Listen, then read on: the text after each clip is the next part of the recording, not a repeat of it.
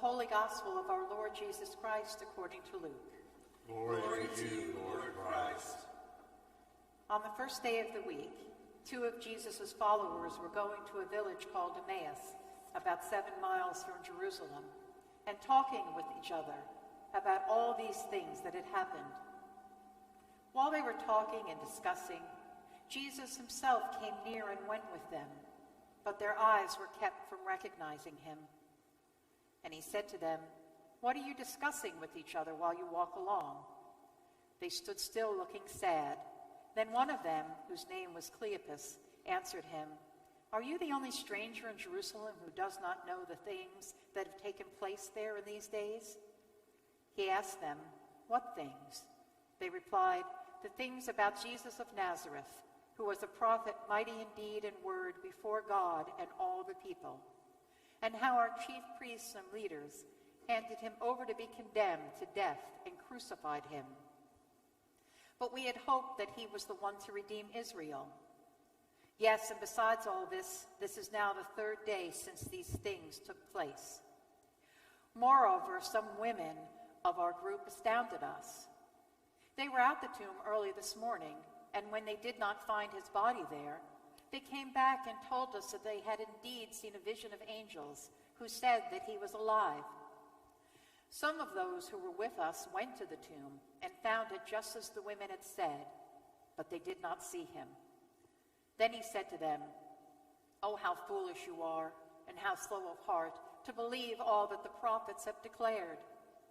Was it not necessary that the Messiah should suffer these things and then enter into his glory?" Then, beginning with Moses and all the prophets, he interpreted to them the things about himself in all the scriptures. As they came near the village to which they were going, he walked ahead as if he were going on.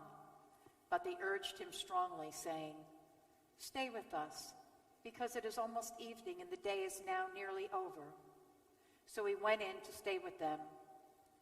When he was at the table with them, he took bread, blessed and broke it, and gave it to them. Then their eyes were opened, and they recognized him, and he vanished from their sight. They said to each other, "Were not our hearts burning within us while he was talking to us on the road, while he was opening the scriptures to us?" That same hour they got up and returned to Jerusalem, and they found the 11 and their companions gathered together. They were saying, "The Lord has risen indeed, and he has appeared to Simon." Then they told what had happened on the road, and how he had been made known to them in the breaking of the bread. The Gospel of the Lord. Praise to you, Lord Christ.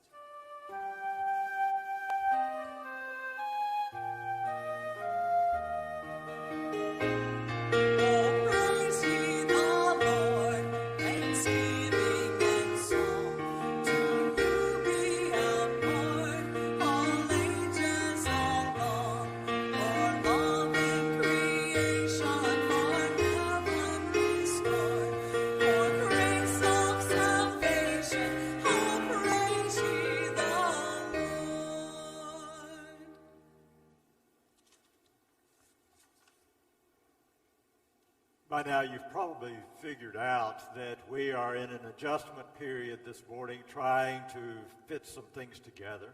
We arrived to find no chairs here because we've asked that they be removed so that we can have this space adequately cleaned during this time, and then we will return the chairs in a way in which will fit once we begin to have in-person services again. But it affects the acoustics, and it affects just how the sound comes across, so we're trying to make adjustments as we go with this, but be patient with us. And then you always hear it differently out there than we hear it in here. I am a walker. I love to walk, pretty much always have loved to do so. On any given day, I will take multiple walks during the day, various lengths. I've gotten somewhat caught up in this whole idea of how many steps I make in a day. I set my goal, and I set it low enough that I can always exceed it. A little cheating, but that's okay. But I still love to walk. I love to get out in the air, even if it's really heavy and humid like it's been lately. I like to do that. I like to get out and move. That's very, very important to me. I've noticed lately that more people seem to be walking. Especially at certain times of the day, I will encounter various numbers of people who are walking. And one of the really nice things about it is there are people who I've not seen walking through the neighborhood before, but also they seem somewhat friendly. Whereas before someone might acknowledge, nod or whatever, folks will wave. I think they're getting lonely. Or whatever's happening in their lives, they are acknowledging each other, and it's really a pleasant kind of experience. I've always considered myself an observant walker. I've backpacked and hiked in the mountains as bears are coming out of hibernation, so I've always been aware of watching those kinds of things. I've often walked around where there are poisonous snakes, and so I keep my focus. I've always been very particular in observing what is around me. And sometimes just for safety's sake, but for various reasons, I've always considered myself an observant walker. So perhaps that's why when I've read this text from Luke, this story of the walk along the road to Emmaus, I've always kind of scratched my chin and wondered about it. How in the world could these two folks, Cleopas and this other disciple who's not named, how could they be walking along with Jesus and not know that it was him? Surely, I'm an observant walker. I would have noticed it was Jesus. I'm pretty sure of that, and maybe you are too. After all, we've seen his picture in various places, and these are his disciples. They knew what he looked like. They had been with him before. Surely, Luke is playing games with us when he tells us this story. But they walked along, and here this stranger is there with them, telling them all of this story that they had been a part of. But it's a stranger telling them, and surely he's not a disciple. But they did not know that it was Jesus. One of the things that happens for me in walking is that oftentimes when I'm trying to prepare my homily or I'm trying to think through something, I will get very caught up in doing research and background research and looking at the various aspects of what's going on in this text or with this subject or the various things, and I will get to a point where I've got the knowledge I really need, but nothing will be happening. I just can't pull it together. So as a last resort, I will get up and I will go for a walk. There's something for me in walking as I go along that I can begin in this movement. It causes my mind to move. I begin to think through things, and perhaps it's the fresh perspective. I can look out and it can stimulate me in new ways, and I can begin to think through things. And if I don't get anything finished with it, I at least get a beginning in my mind of the direction in which I'm going to go. I think through.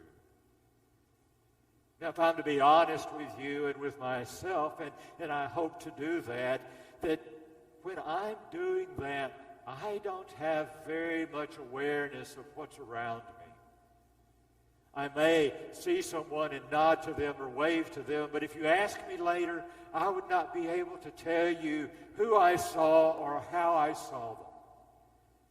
Maybe in an extreme case, but otherwise, I'm so caught up in what is going on with me that I can't see beyond myself.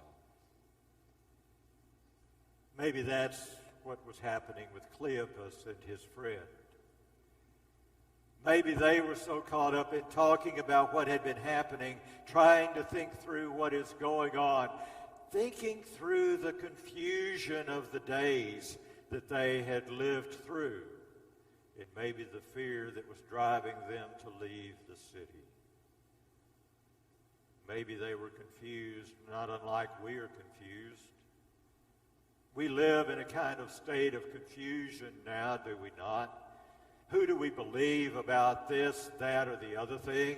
Who tells us the real truth about the coronavirus? Who do we choose? In a time in which opinions are offered much louder than facts, and in a time in which we're still struggling to understand what those facts are, who do you listen to and who do I listen to? It's very confusing. At least I find it so, because on one day I hear this and on the other day I hear that. And then I've got these folks saying, well, we should just do everything we want to do when we want to do them. Sometimes I get so caught up in all of this that I can't see clearly which direction to walk. And when I get beyond that particular point, I don't know where I've been. It affects our spiritual journeys, does it not? These day-to-day activities, these day-to-day times of confusion. We try to find some sense of clarity. We talk about it with people of like mind, but we don't allow for other things to happen. And sometimes a stranger comes in and intercedes in our conversation and tells us things we may not want to know. And somehow, not just our daily activity, but our spiritual journeys, they get kind of shaken up and turned around, and we're not sure who it is that's among us.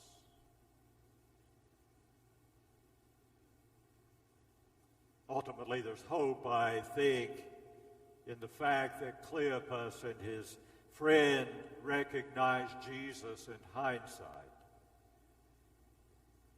I would hope that there are times in our lives that you and I can go beyond that. I would like to be better able to do what I would like for Cleopas and his friend to do, and that is to recognize Jesus when Jesus is in my presence, to recognize truth when truth is there with me, to be able to see them in those times. And I think that you and I can probably do a bit better at that than we've been doing. At least I know I can. Sometimes it is in those quiet recognitions when I see someone wave that I come to realize that there's more about this world than what I'm thinking about it or how I'm seeing it. And it opens to me the reality that Jesus and God may be more present with me than I am willing to allow myself to see. And that's hopeful. It's hopeful for me that if I can just work a bit harder, I may be able to see a bit more and to see Christ in my life on a daily basis. But I also think there's hope in the other side of this. Very often when I look back, I realize where God has been present with me when I had no way of being able to experience God's presence there. I was too caught up in my pain. I was too aware of the confusion.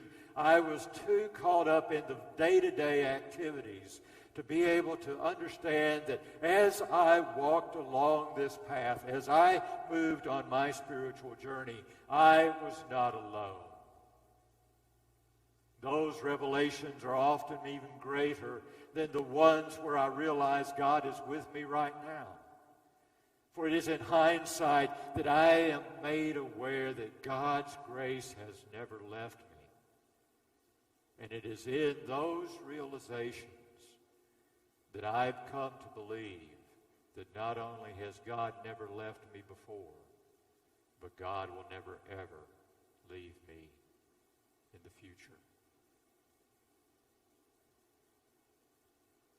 I love my walks. My walks in part are not just simply about stimulating ideas. They're not simply about breaking loose these writer blocks kind of things.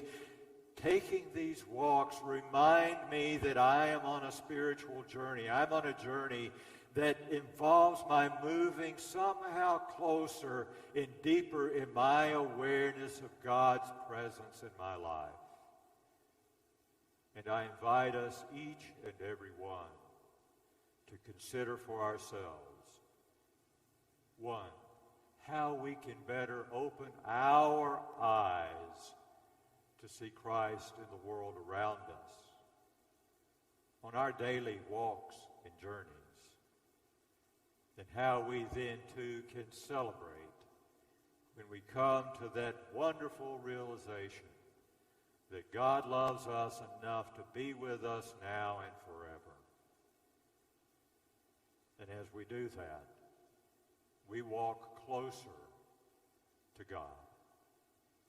Amen.